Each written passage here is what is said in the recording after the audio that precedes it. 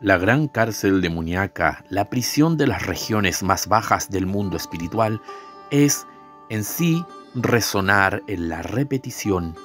en la monotonía, en los infinitos vicios de todo tipo, en las infinitas preferencias y gustos que nos trae hoy por hoy la comodidad de las redes sociales. Son infinitas no por extenderse hacia la eternidad, sino por generar un circuito cerrado sobre sí misma, que nos encierra en eternos movimientos repetitivos, en eternos pensamientos uno tras otro y en eternas reencarnaciones.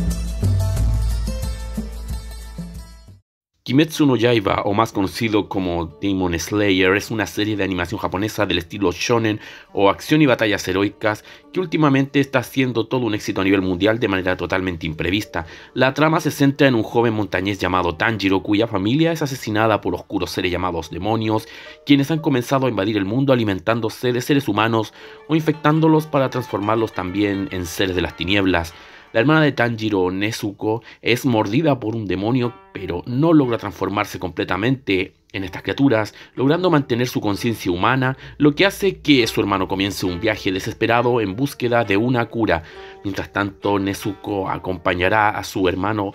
oculta en una caja y a su vez protegiéndole de otros demonios, mientras ambos en su viaje se van encontrando y haciendo lazos de amistad y compañerismo con otros cazadores de demonios y otros aliados durante su viaje. A continuación, algunos elementos que resultan sumamente extraños de comentar sobre esta serie, los cuales queremos destacar. La serie ambientada en la época del Japón llamada Taicho, que comprende periodos de gran agitación entre los años de 1912 y 1920, donde la sociedad japonesa se enfrenta a estallidos sociales generados por conflictos internos por los derechos laborales y sociales, el ascenso de China como nuevo foco comunismo en Asia, crisis económicas, un gran terremoto que asoló la nación e inclusive la repentina muerte de su emperador, haciendo de este periodo el más breve de toda la historia del Japón. Podríamos pensar que existe ya con esto varios elementos que centran a esta serie en un contexto muy semejante a lo que vivimos hoy en día. El por qué decimos esto lo explicaremos más adelante. Lo curioso es cómo el líder de los demonios llamado Muzan vive oculto, viviendo una vida de un ser humano común, a la usanza de los años 20, así también sus aliados y los demonios esclavos parecen tener un aspecto, muchos de ellos, muy relacionado a la cultura de los ya aludidos míticos años 20, generando una dialéctica entre la cosmovisión de Tanjiro y los cazadores de demonios ligados a la vida rural tradicional y a la naturaleza, versus Muzan con sus hordas asociados a la vida en las grandes urbes. Los demonios devorarían a los seres humanos y los esclavizarían, teniendo muchas veces sus cuarteles centrales en las grandes ciudades. Los cazadores de demonios, en cambio, parecen encontrarse fuera del sistema social urbanizado, pero aún así buscan que se mantenga la armonía en el mundo. Son muchos los historiadores que en estos últimos años nos hablan que estamos ingresando a unos nuevos años 20, a un nuevo despertar a los excesos y a la catarsis social tras lo que han sido estos 2 años de pandemia global. Mismo sentir social que ocurrió en el periodo entre guerras de hace 100 años, inclusive la moda de los años 20 y de los llamados burlesques ha vuelto a reflotar en las tendencias juveniles de esta época. Los años 20 fueron conocidos por una época de excesos en las urbes del primer mundo, donde se vieron expresiones artísticas y libertinas nunca antes vistas en las grandes ciudades,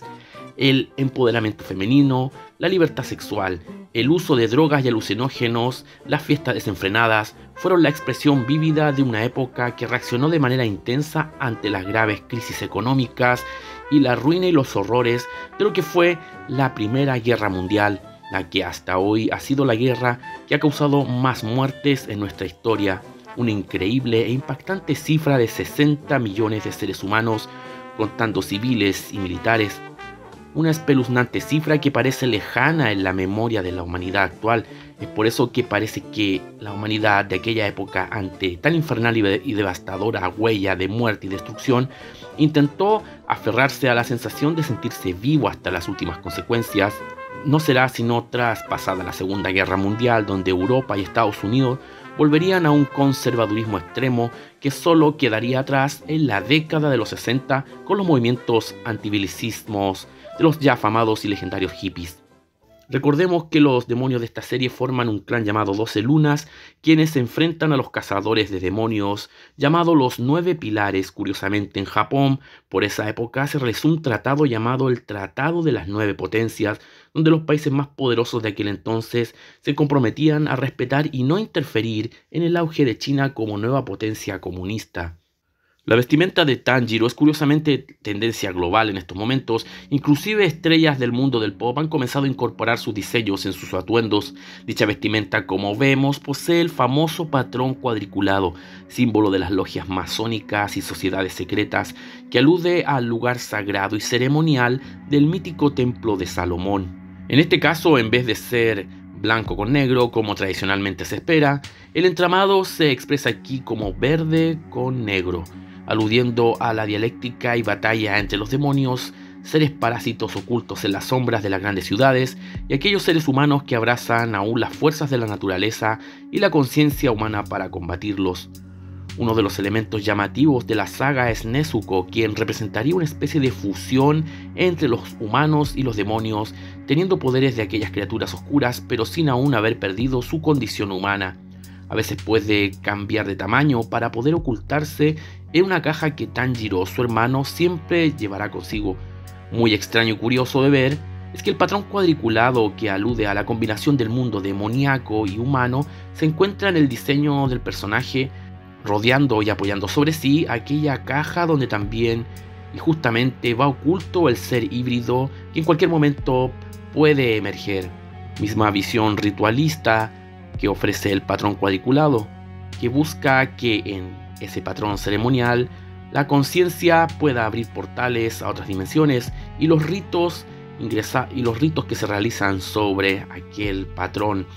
sobre aquella estancia de patrón cuadriculado, pueda también encontrar un contacto con seres del más allá.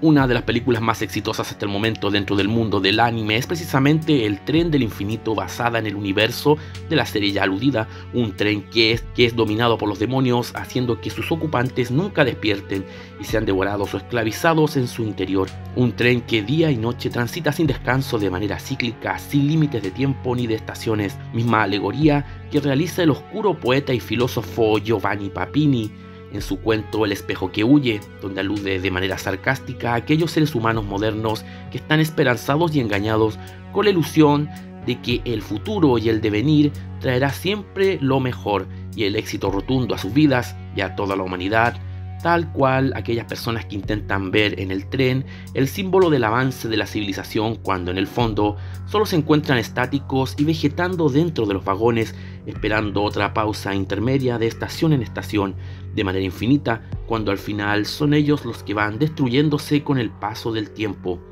Tal cual el progresismo hoy en día, que ve erradamente en los avances de la tecnología un supuesto progreso infinito y una mejoría sin límites para la humanidad, creyendo que al despojarse de los tradicionalismos y todo tipo de legado cultural y espiritual, van con ello a ser seres humanos supuestamente libres y mejores en moralidad y en condición, demostrando totalmente que no porque algo avance tecnológicamente en una cultura y a su vez se abandone toda condición moral, sus adelantos tecnológicos van a suplir esa carencia, dándonos una mejoría en todo sentido y orden de cosas. La película Snowpiercer, estrenada hace algunos años en Netflix,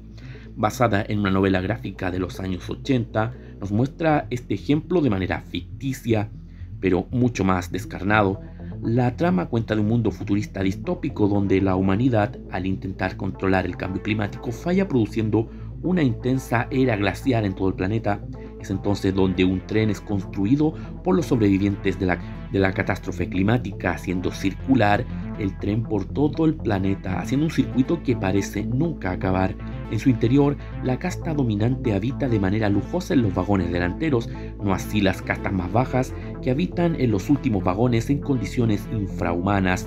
Una revuelta y una búsqueda para cambiar el destino de aquella humanidad confinada a viajar casi eternamente son parte de la trama que nos muestra cuáles serían los supuestos planes de la élite de manera metafórica de aquí a un tiempo más, ya que justamente se alude al 2031 en la película como comienzo de la catástrofe planetaria, misma fecha cercana a la llamada Agenda 2030 de la ONU, que osa decir que logrará el control de los recursos del planeta alrededor de esa fecha. Planea la élite altamente progresista en sus creencias el diseñar un sistema global donde ellos, a la cabeza, digan para dónde, por dónde y a quién tendrá que someterse el resto de la humanidad, con los despojos del cambio climático, sin ellos siquiera sufrir ningún percance. Esto ya lo habíamos hablado en algunos videos de nuestro canal de manera detallada. Como vemos, el arquetipo del tren infinito nuevamente aparece en esta serie, junto a otros más que empezaremos a analizar a continuación.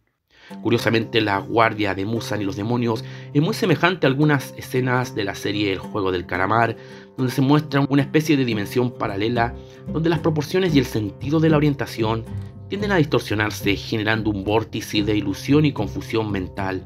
Son las llamadas escaleras de Schert, que están presentes en muchísimas películas de corte ocultista y que marcan una gran tendencia hacia el mundo profundo de la mente y de lo subliminal. Películas como Inception, Laberinto, la saga de Pesadilla, Harry Potter, entre tantas otras célebres películas, incluidas breves apariciones de este tipo de estructuras en la famada serie House of Cards del polémico actor Kevin Spacey, también en la serie Futurama y nada menos que en los ya afamados Simpson. M.C. Escher fue un artista holandés que pasó a la historia del arte, marcando una época de transgresión en la perspectiva del dibujo. Sus obras lograron ser famosas y connotadas en todo el mundo, ya que generan en el espectador un desafío a la lógica y a sus propias percepciones, generando inquietantes escenas de ilusiones ópticas que llaman a la irrupción de la lógica y nos hacen adentrarnos en las dimensiones de lo imposible. Hemos aquí descubierto un patrón común, un común denominador a todas las series y películas más famosas estas últimas 4 décadas. La gran mayoría de ellas, si no todas, presentan en algún momento este tipo de escaleras de Schert, que representan un portal dimensional de la conciencia hacia el mundo de la distorsión de lo real, de lo que hoy podríamos señalar como la realidad distópica de la tecnología y los medios, una verdadera guarida de los demonios, de la violencia, la crueldad y de las profundas cárceles en la que puede caer la humanidad si no está atenta hacia qué mundos mentales está siendo arrastrada. Como vemos, esta exitosa serie de anime de fama mundial esconde y a veces deja entrever una gran resonancia con los tiempos que esta época nos toca vivir. Curiosamente, al cumplirse ya 100 años del fenómeno social llamado los locos años 20, pareciera que dicho fenómeno social tiende a cumplir lo dicho por Nietzsche y otros filósofos sobre el eterno retorno de las influencias y acciones de la humanidad, un retorno que esta vez de manos del dominio de lo tecnológico parece arrastrarnos a la guarida y la supremacía de los seres de la oscuridad, el reino infernal de la dependencia al mundo artificial y distópico de esta época, el cruce entre el mundo de la naturaleza humana con el mundo de la naturaleza antihumana. Es lo que todos estamos viviendo en estos momentos en nuestro entorno social y así también en nuestro interior. De nosotros depende en qué reino decidamos vivir y contra qué mundo vamos a oponernos si es que acaso intentamos despertar a los tiempos que estamos viviendo, ser devorados y esclavizados por los demonios de la tecnología y la distopía, o rechazar y ponernos de parte de las fuerzas creadoras y espirituales que nos permitan ser seres humanos completos, plenos y sobre todo reales. Si te gustó el video, suscríbete y comparte, dale like y presiona la campanilla y así podrás saber en qué momento estamos subiendo nuevo material a nuestro canal. Un fuerte abrazo y hasta el próximo video. Si deseas apoyarnos para seguir haciendo una diferencia con nuestros contenidos en YouTube, las opciones estarán en la descripción del video. Muchas gracias y nos vemos pronto.